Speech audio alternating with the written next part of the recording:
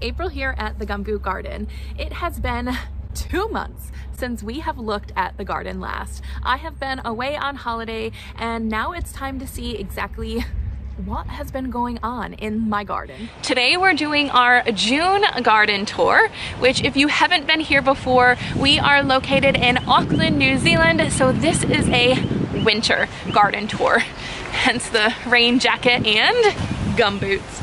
And if you stick around to the end, I will show you some things I've been doing to try and ward off some of those winter sicknesses. Are you coming? Come on. We'll start off in this section of the garden because for me, this is the most exciting part right now. I have some Swedes and Brussels sprouts, some beets, and some garlic all growing in this area. Oh, and some onions. So let's get a closer look and I'll show you. Right in the front here, I have a few different types of garlic growing. So I'm testing out growing some store-bought garlic. And then up here, you might be able to see little ones poking out here.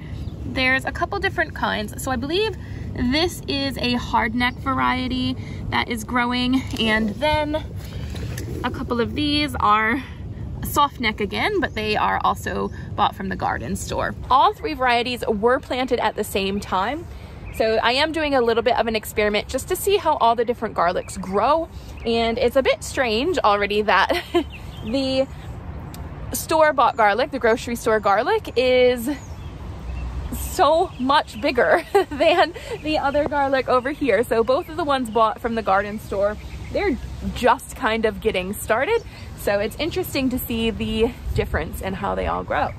But hopefully we get some really nice garlic this year. Behind the garlic, I have some beets growing. The red beets have a bit more of an earthy flavor, where the golden beets have a milder taste.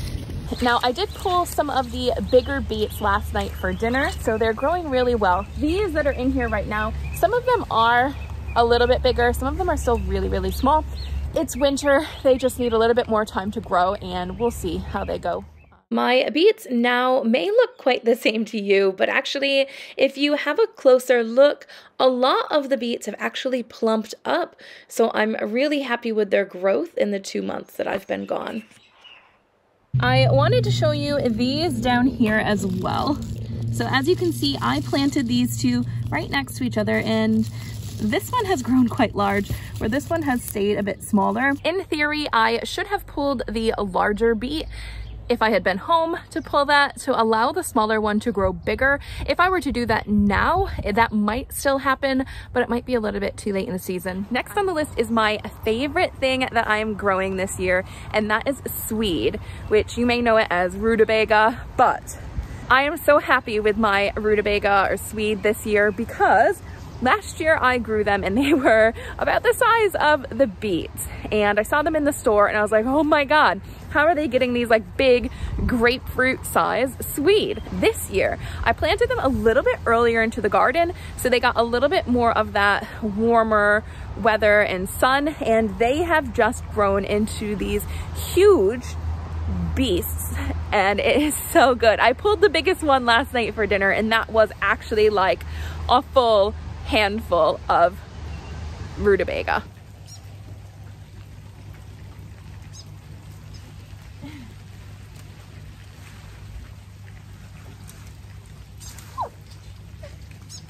What are you doing? What are you doing, you silly thing? You're looking for some wormies. Why are you checking there?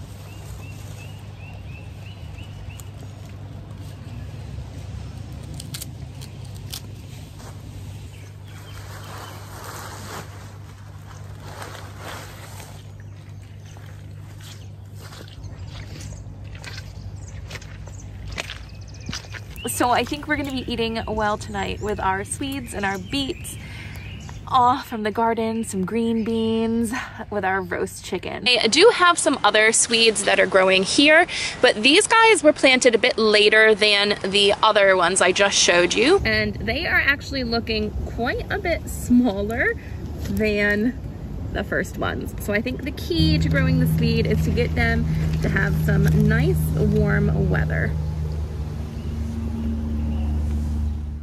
My Swedes are looking fantastic. So this one here is just ginormous. I will probably pull this one for dinner tonight. It is about the size of my palm, so that's like really cool. The one on the other side is just as big. I mean, look at that. They are huge. They're huge. Wow. My second succession of the Swedes are looking pretty big as well. So we have like this nice size here. I have one behind me I'm gonna pull as well. So we have a good size Swedes here.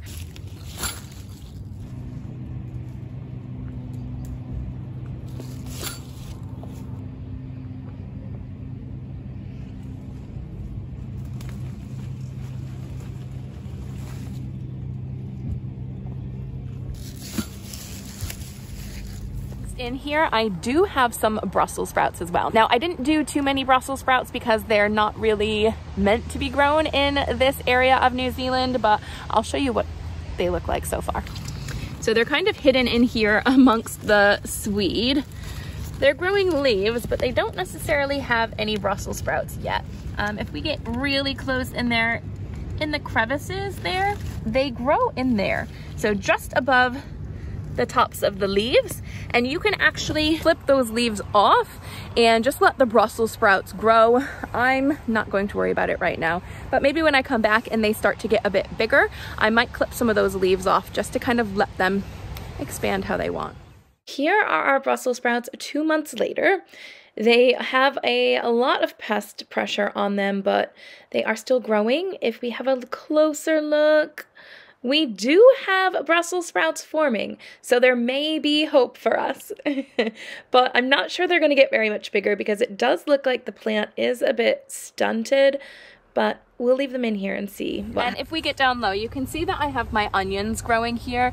Now I'm trying this year to grow some in ground and then some in my beds. And also they're getting different amounts of light. So you might even be able to see that just right here, the ones up there that are getting a little bit more light are growing a little bit bigger than these little puny ones that are growing down here.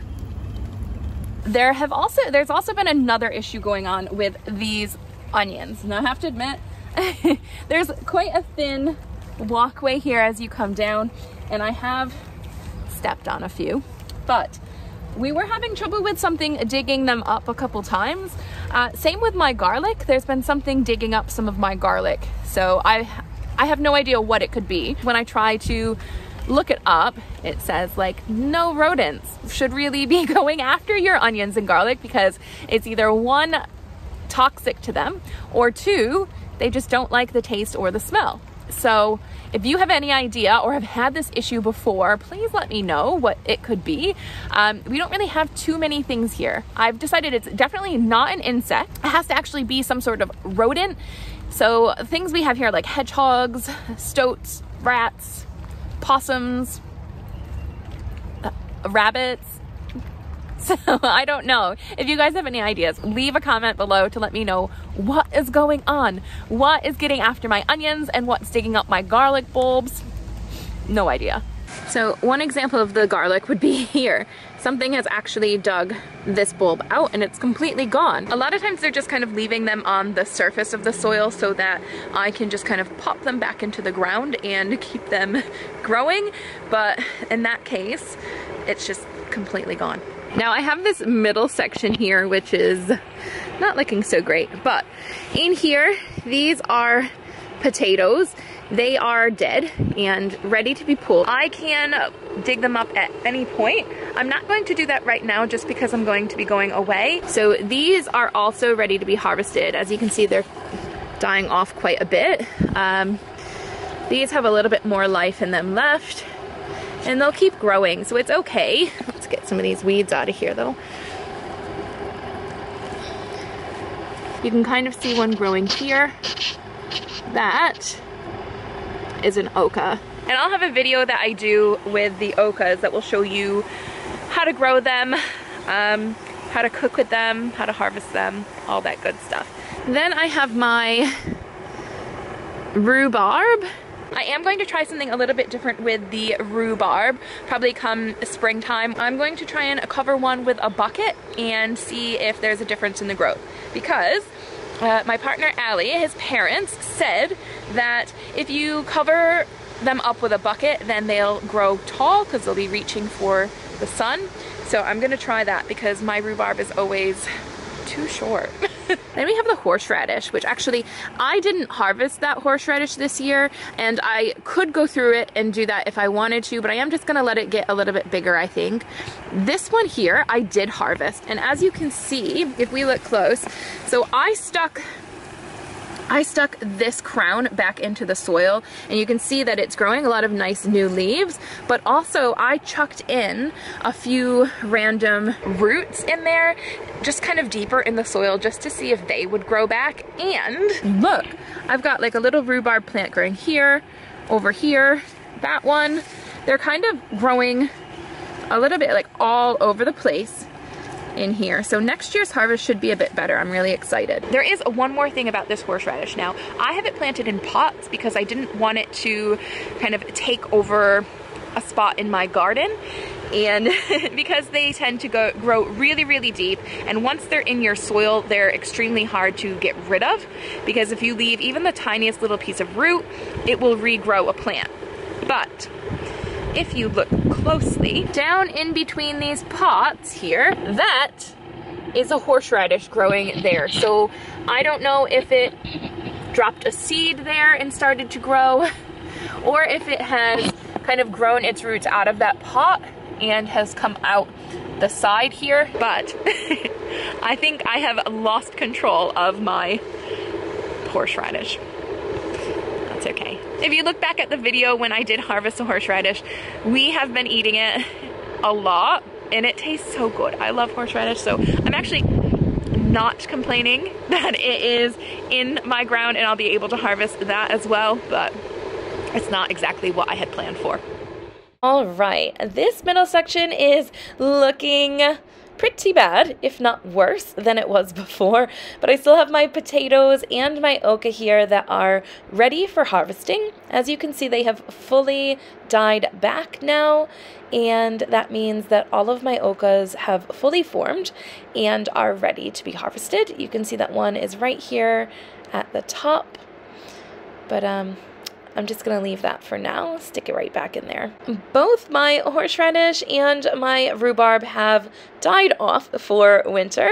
They will regrow in spring. This is my autumn/winter garden, so I don't expect everything to be alive and full of life. That was the glory of being able to go away during our winter time, was that I could just kind of leave things. This long bed here, I have a few different things growing, and I'm just noticing down at that end, I didn't actually clean that out.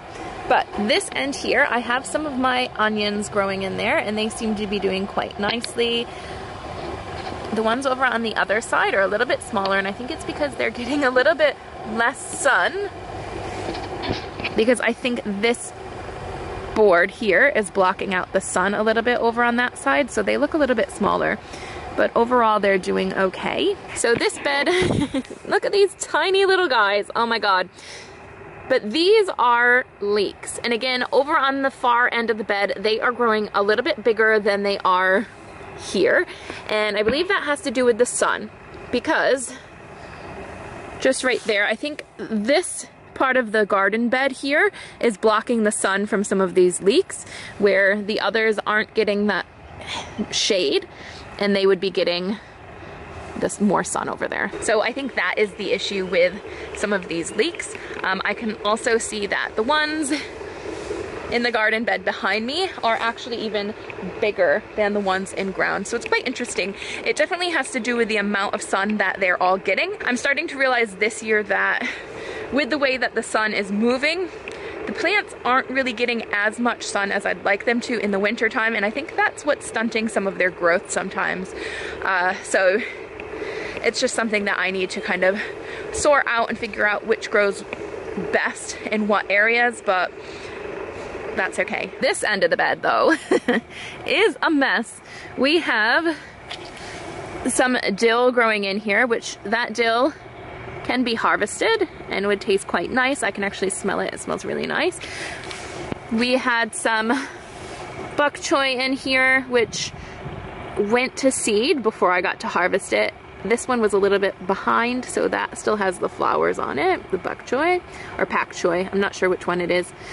This one here, it flowered and then it has these bits on it. I'm not sure what these are, if these are the seed pods or if in the flowers the seed pods. While we're here, let's have a look and see. Oh, so okay, so inside these here are all of the seeds, which I didn't know that until just now. So if you can see that.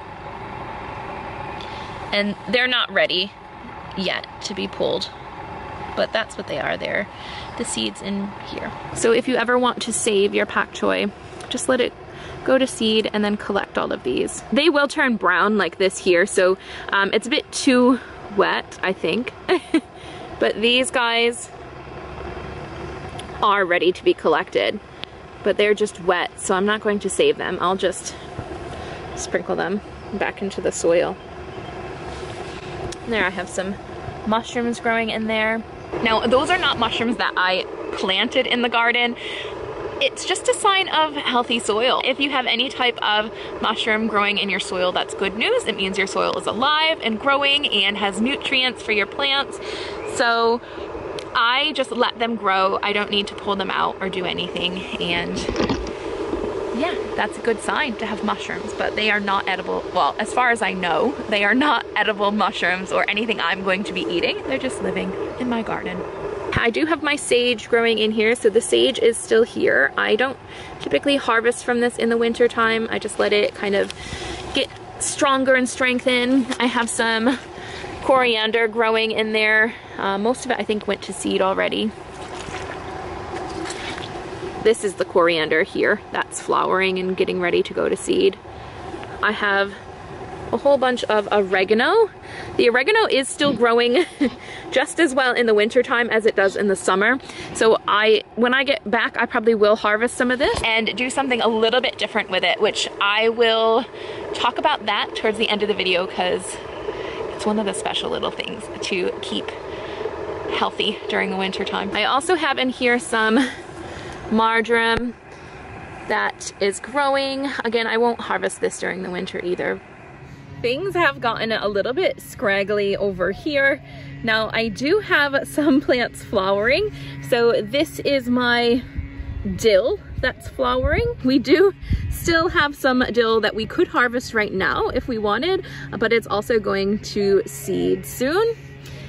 And we also have some bok choy. I have found it very difficult to grow bok choy, but obviously it doesn't mind going to flower on me. My sage is looking good on this side, but it is not doing very well on that side. It has completely died, but that's okay. We do have heaps of oregano ready to be picked, and that all needs to be pulled back. And then we have my sad little leeks. They get worse as we go this way. I think they're getting less sun. And then my onions, which are also looking very, very sad. On to this next bed, and on this corner here, I have a pineapple sage, which look at these gorgeous red flowers. They're so pretty. Now, pineapple sage is good for teas, and it's supposed to help with some anxiety. Every once in a while when I do get a little bit nervous, I will have some pineapple sage tea, and it smells so nice. It actually smells like a pineapple, probably where it got its name from, but it doesn't taste like a pineapple, which is a bit unfortunate, but it has such a lovely, lovely smell. Now, I've already shown you the leeks on the other side of the garden bed, so I won't go too much into them. But over here on this side, I do have some, well, I do have this like random leek growing. I don't even know where it came from, but I have some spring onions. And I saw a Charles Downing video where he said you don't need to separate your spring onions out individually, but you can leave them in clumps. They won't grow into huge, massive spring onions, but they will still grow and do well. So it was a little bit easier than having to separate them all out. So I tried that this year and they're doing all right. They are definitely a little bit smaller, but they're like growing really healthy, and I have pulled a few of them. It's working. So I'll probably plant them in clumps again. I also have in this bed all of my peppers that I'm overwintering. So I have cut them back a little bit, but they should regrow and give me new peppers again next year. And then all in here, we have so many different pansies that are growing, all amongst the spring onions. And those guys are even flowering, so that's awesome. And I'm just gonna let them go. And here we are now. Our leeks are really starting to thicken up and are looking great. Now, these are the ones that are getting the most sun, but as you can see, their stems are thickening. They probably do need to be mounded up at this point, but I don't have any excess soil, so I'll have to do that as soon as I get some. And my spring onions are also going well. I have tried these since being back, and I think because of how much rain we've been getting, they aren't very strong in taste. And as you can see, if they're clumped in bigger clumps, they are a bit smaller. However, the smaller clumps have some thicker stems. But I will grow these again in springtime for some stronger taste. Oh, my pineapple sage has gotten absolutely crazy. The amount of flowers on it is beautiful. But I'm just gonna have to give this a very hard prune back because it is just in a pot and it's getting big. But we can harvest a lot of that as well. I did have some peppers mixed in here with my spring onions.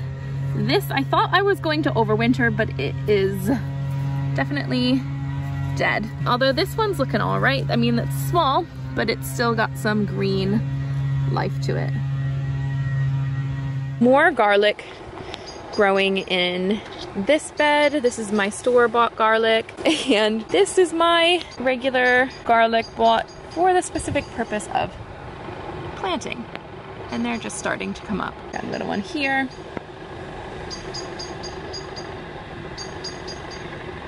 And I have more spinach and chard on the end. This is our grocery store garlic. It's getting very, very tall. I'm not sure why it's growing so much taller than the other guys, but I'm interested to see which one will actually come out and be the better, bigger garlic. Looking past the garlic, however, is heaps and heaps of spinach and chard. Gorgeousness. It has gotten so much thicker and bigger than it was before. Then we can move over to this last raised bed here. This bed is quite sad. So I do have some beets down at the end, some bigger than others. And then this whole section here, all of this, I did plant with parsnips and carrots, and nothing is coming up. It has been a few weeks, so it is the time when they should be starting to pop up.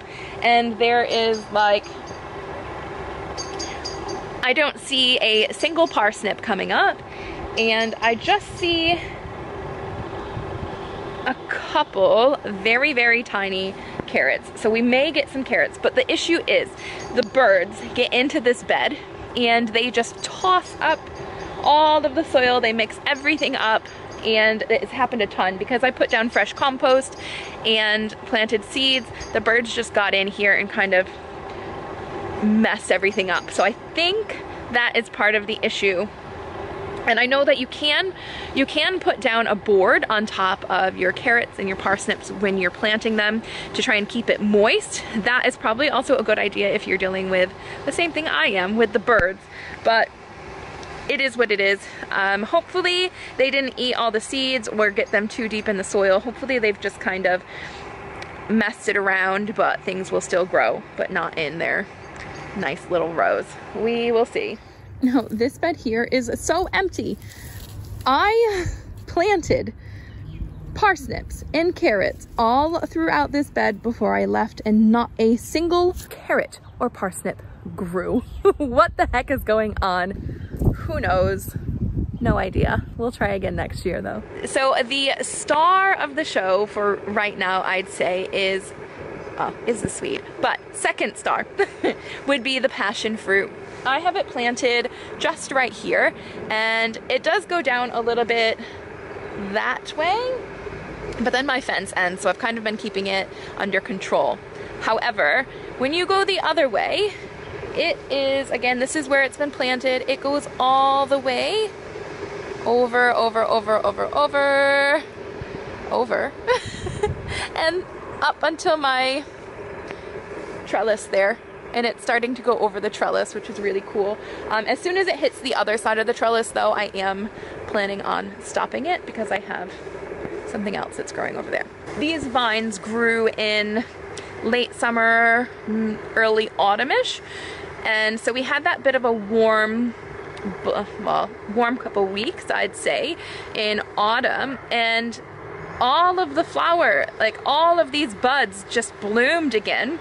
And typically I thought that you harvest your passion fruit in autumn and they'll bloom in springtime, but because our weather has been kind of weird here for this past year, it may have thought that it was spring again, and now I have all of these passion fruits growing on the trellis part here, which is really, really cool. So there's some of these smaller ones, but also, ooh, it's like a roller coaster going on a ride around here. There are these two massive passion fruits here. My passion fruit vine hasn't gotten any longer, but we do still have some passion fruit growing in here. I think they've gotten a bit bigger, but they aren't ripening. I don't know if they'll ripen come springtime. It would be quite cool to have both a spring and autumn harvest of passion fruit, so we'll just see what happens. That's what I have going on in the main garden. Let's head over to, well, we have to go to the vineyard garden, but also I just want to go to this other little section that's just outside the garden. So where last year I had about 4 Cape gooseberries, this year I have like 17 that are planted all along there. And the goal here is to have them be big and lush and cover up this brown fence. But I've started to put in a walkway here to go all along there so that you can actually walk in as it's like another section of garden and walk along the back fence along the Cape gooseberry bushes. And then I'm hoping to turn, like, I have a piece of cardboard laid down here, maybe plant some flowers or something on this side. And then over on the other side, that's not cleared out yet, but what I would like to do is to turn that into a big pumpkin patch. So here's hoping that that all goes well. Pumpkin and watermelon. My Cape gooseberries haven't done much of anything. Oh wait, they must have flowered, because look at, we've got a couple Cape gooseberries growing. I doubt they'll taste very good at this point in the year. I can also see that someone has been tossing around quite a bit of mulch and possibly coming and going through that hole, so we've got to sort that out. That cardboard has done an awesome job of suppressing a lot of the weeds. Same thing with this mulch, so I'm quite happy. That is less work for me to deal with in the springtime and the summer, so that's good. I do need to finish sorting out that patch though, but I'm gonna let it grow. In the springtime it grows beautiful, beautiful nasturtiums, so I'm gonna let those grow, and then when I'm ready to transplant some pumpkins in there, then I'll just kind of tear out a lot of that stuff. The only thing is, I'm noticing a lot of this green vine, which I've dealt with this before, and it's just kind of covering everything underneath those nasturtiums. So it's gonna make it a little bit more challenging for me to weed. But hopefully by putting the pumpkins in there, it will allow the pumpkin vines to take over and kill back that vine. Only one way to find out, and that is to plant them in there. So we'll see come summertime what happens. All right, let's walk through the mushy mess that is our yard, through the grass over here, and get to the vineyard garden. And I'll show you just, there's not too much going on over here, but I'll just show you what is going on here. Like seriously, look at this. It's awful. I have cleared this up a bit over here. All of these strawberries, we've been getting so much rain this summer, even this summer. So this summer they did not do well because it was just soaking over here. And then in autumn it dried up a little bit and I thought, oh, they're starting to come back. But now it's raining again and they're just not doing well. I want to keep this strawberry patch, but you can see that it's just holding on to too much water and it's just killing them off. Like they're not looking great.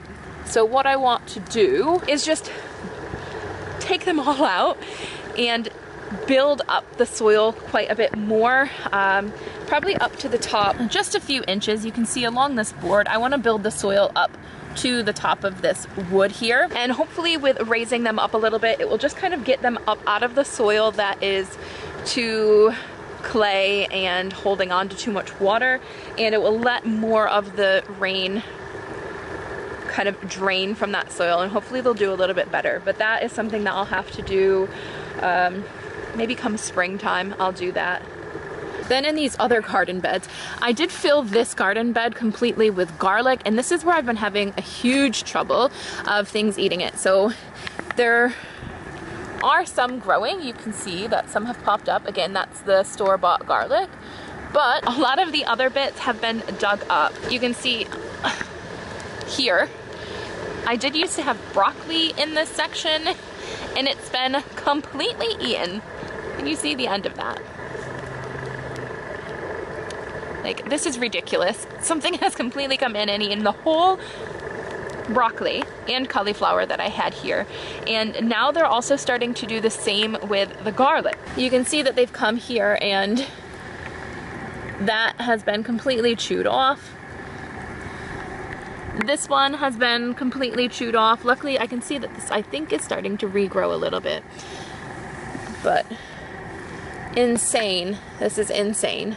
We have the grapes, obviously, which they are not doing anything now because it's winter time. Come spring, they'll start to grow their leaves back. But down along the side of the grapes, I planted a tamarillo tree. This one, I think, I didn't label them. Oh, shoot. No, I wanted the red one back over by the fence there where we could see it from the house because I thought the red would look a little bit prettier than the gold. So down here, it's starting to grow some leaves here, so that's good. But I think it should stay quite dormant right now because it's winter time, but come springtime when it starts to really get hit with that warm weather and the sun, it should kind of explode up. If it's warm enough, they should grow quite quickly, and I'm not sure how tall that one's going to grow because I bought it from the garden store and they had already kind of chopped it to like 6-8 inches tall. I'm not sure how tall they're going to grow. So what I think is going to happen is I'm going to need to let 2 of the side shoots come up and kind of tie them together to make more of a stem so that it can grow taller before it starts to kind of fan out. That's what I'm thinking I'll need to do.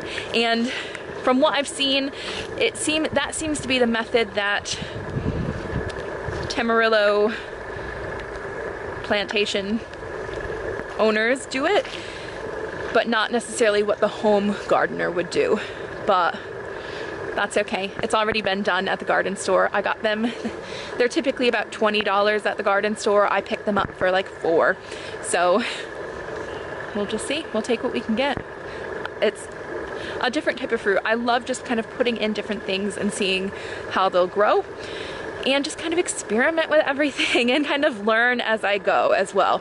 So if you guys know anything about the tamarillos, about the garlic, about anything that I'm talking about today, and you think you can add any like valuable information about it, please put them in the comments because I really love to hear from you guys. It is so helpful. And as you can see, my strawberry patch there is looking terrible. So the ground is just so wet and muddy and my strawberries are just not faring well. So that whole thing is going to need to be sorted out this spring before they all die. My tamarillo is looking exactly the same, except it's lost those little leaves that were starting to grow. They'll come back come springtime though. Let's head inside, and I did promise you that I would tell you a couple different things that I'm doing to kind of ward off that winter sickness. Everyone else in the house has been sick. Allie has been sick for like a week and a half, really sick. He's got a wicked cough, he's like congested, really congested, and just really is washed out, not feeling well.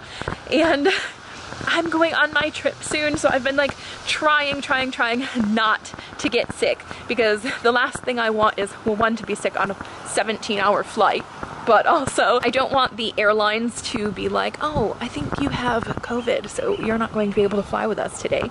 So I don't want that to happen. So I am trying to stay as healthy as I can, and it's been tough, but I've been doing a few different things to help that out. Okay, please pardon the mess that is my kitchen. It had stopped raining this morning and I ran right outside to do the garden video rather than tidying up the kitchen after breakfast and everything. But let's get this rain jacket off and show you my Gumboot garden t-shirt. I am so excited about this, you guys. I have created this whole logo on my own. So on Canva. I was on Canva and I found all of these different pieces, all the different vegetables, the boots, everything separate, and I was able to kind of put it together into my own logo. So this is my current Gumboot garden logo. And I was like really excited, and I thought, oh my god, let me try and put it on a t-shirt. So I did print a t-shirt for myself and for Freya. So I'm really excited that now I'm like, got my own logo. No, I'm not excited that I have my own logo. I'm excited that I created my own logo, which I'm like kind of impressed with myself. I'm really impressed with myself that I've been able to do. And yeah, I had to buy a t-shirt to just kind of show it off a little bit. But let's get this tea going. So, a while back, I fermented this garlic in honey, and this is supposed to be really good to help boost your immunity or help you when you're getting colds. So I have been taking a tablespoon of this and one of the garlic cloves about twice a day to try and keep my immune system strong. It doesn't, because it's been fermenting for I don't know, like 6 months now, it doesn't necessarily taste too much like garlic. So the honey is like liquid now, and the garlic, the more you chew it, the more you can get the garlic taste, but it doesn't have that strong garlic taste. It kind of has a sweeter taste to it, which is really nice. I do have, I think it's a short that I did to how to make this, so check that out.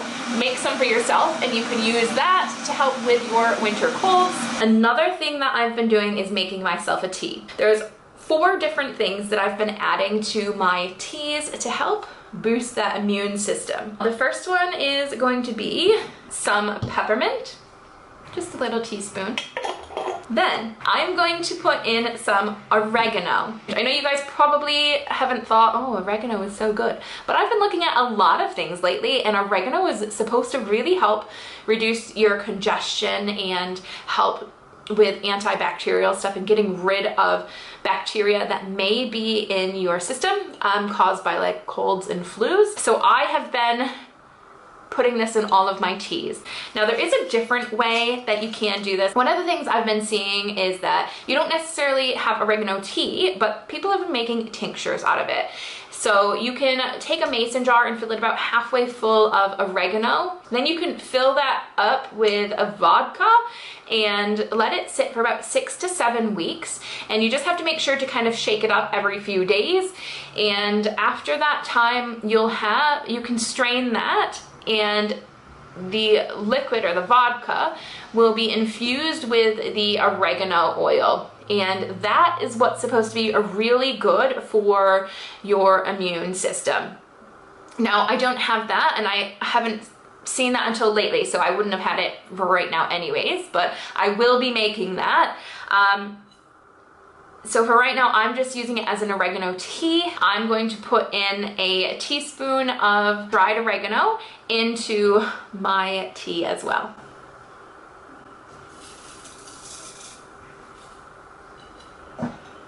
Then, once we've done that, we need some lemon. I use quite a thick piece of lemon, and I do use the whole bit. So I'm going to squeeze both of these into my mug as well. Now I'm going to put in my hot water. And we haven't used my honey yet. So I'm just going to get about half a teaspoon and stir it into my mug. Honey is really good with antibacterial stuff as well, and Manuka honey is even better. Manuka honey is only produced in New Zealand and has a higher antibacterial properties than other honey. If you can see the MGO rating on the front, ours is just 40. However, the higher that your MGO is, the more it's going to support your immune system. And this tea actually tastes really, really nice. And if you're not really into the oregano, when you put all the rest of the stuff in it, you can't even taste the oregano. Yeah, that's what I've been doing to just stay healthy through winter, especially when there's others that are sick in the house. But there you have it. There's the before and after of my garden. It's a beautiful sunny day and now, so hopefully spring is coming. I know a lot of the things in the videos probably looked better in the before, but that's just part of it getting colder through the year. One of the good things is with your autumn and fall garden, they are so low maintenance. That is like the biggest perk about having them. I mean, as you see, like I left for 2 months. I was able to leave all my vegetables to do their own thing. And I mean, I have these huge Swedes. I have nice plump beets. I have spinach galore and chard galore and garlic growing and passion fruit growing.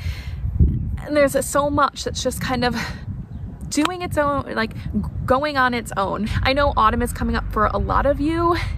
If you were kind of on the border of like, should I do it? Should I not? I'm tired from my summer garden.